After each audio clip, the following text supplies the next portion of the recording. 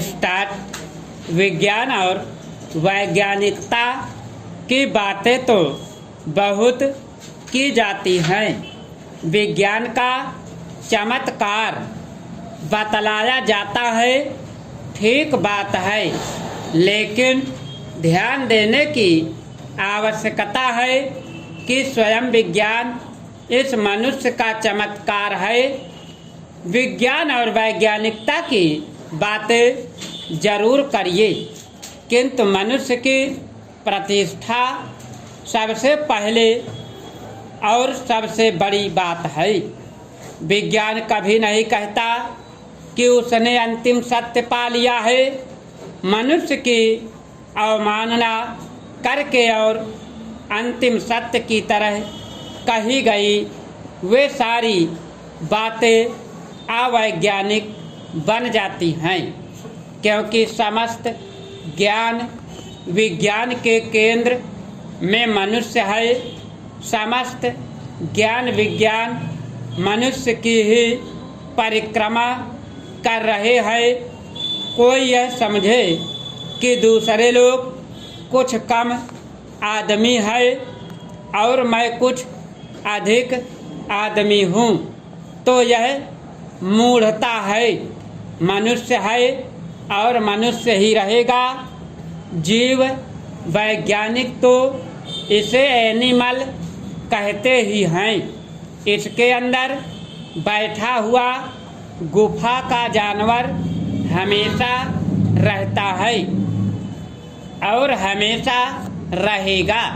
समाज की चेष्टा रहती है और रहेगी कि हम जानवर को नियंत्रित करें, दंडित करके कानून के भय से और यमराज के भय से, आत्मसंयम की शिक्षा से और समाज के नियम बनाकर, अर्थात दमन से संयमन के नियमन से, इससे भी उदात्त एक प्रक्रिया और है उन्नयन से, अर्थात उसकी वृत्तियों को संगीत, कला, दर्शन, विज्ञान की ओर प्रवृत्त करने से। इन समस्त प्रक्रियाओं को भारत के लोगों ने धर्म कहा था, अर्थात मनुष्य को सहिष्णु, उदात्त, करुण, आनंदमय, निर्भय बनाने का निरंतर प्रयास। यह प्रयास कभी समाप्त नहीं हुआ और हो भी नहीं सकता। यद्यपि मानव विज्ञान ने मनुष्य को जानने की दिशा में बहुत काम किया है। कल तक लोक विज्ञान मानव विज्ञान का ही अंग था, किंतु आज स्वायत्त अनुशासन के रूप में उसका विकास हो रहा है। यूँ मानविकी के समाज विज्ञान, इतिहास, मनोविज्ञान, साहित्य, कला आदि अनुशासन मनुष्य का ही तो अध्ययन करते हैं।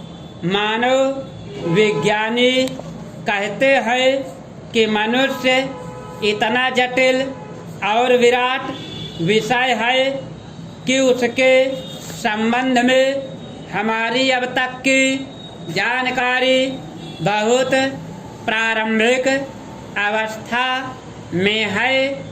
असल में किसी ने धर्म शब्द का ठेका ले लिया है, तो किसी ने वैज्ञानिकता शब्द को पेटेंट करा लिया है।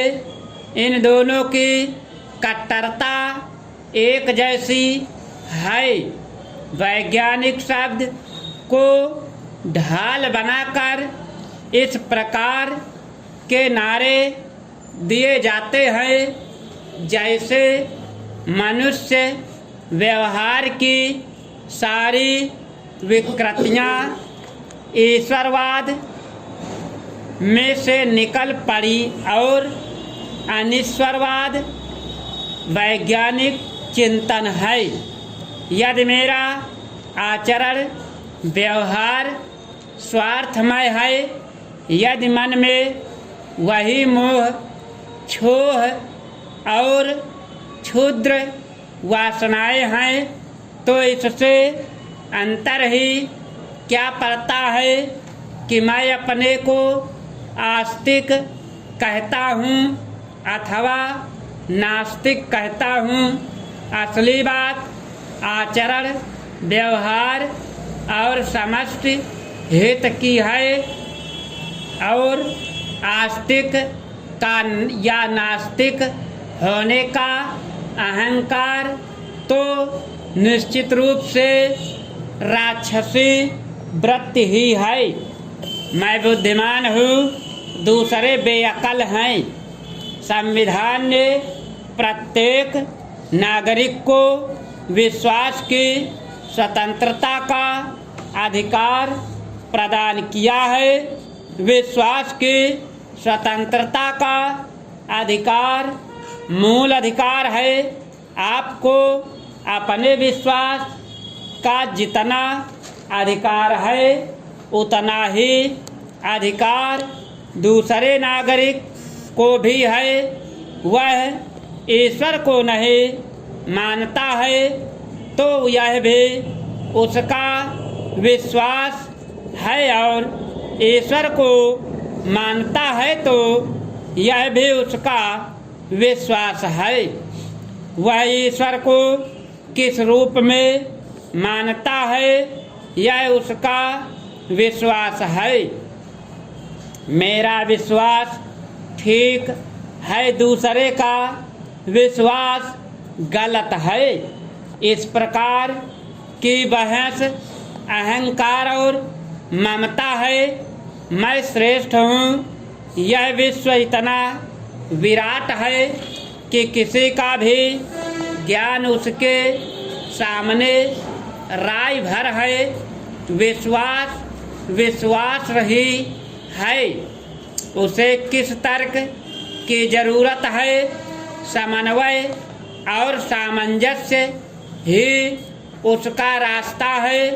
नास्तिक व्यक्ति समाज और देश का कल्याण करता है तथा आस्तिक देश और समाज की उन्नति नहीं करता। यह घोर वैज्ञानिक दृष्टिकोण है अथवा यह आदिम मानस के अंधविश्वास जैसा है। जीवन दर्शन का बड़ा व्यापक और जटिल विज्ञान अथवा शास्त्र है, जहाँ ईश्वर को लेकर चिंतन हुआ है। जिस कबीर को वे प्रमाण मानते हैं वह कबीर ही आस्तिकता की महिमा बतला रहा है। लाली मेरे लाल की जित देखूं तित लाल, लाली देखन मैं गई, मैं भई हो गई लाल। महात्मा गांधी ने स्वतंत्रता का युद्ध किया। उन्होंने बार बार ईश्वर संबंधी संदेहों का समाधान किया। किसी भी विज्ञान का कोई भी निष्कर्ष अंतिम नहीं है और ना हो सकता है। इसलिए मैं ही सच हूँ, मेरा विश्वास सच है, मेरा तर्क ही सच है। यह अहंकार है और यह अहंकार किसी का भी हो पूर्ण रूप से मिथ्या ही है। अहंकार से बड़ा मिथ्या अंधविश्वास पाखंड तथा वैज्ञानिकता और क्या हो सकती है? स्टॉप।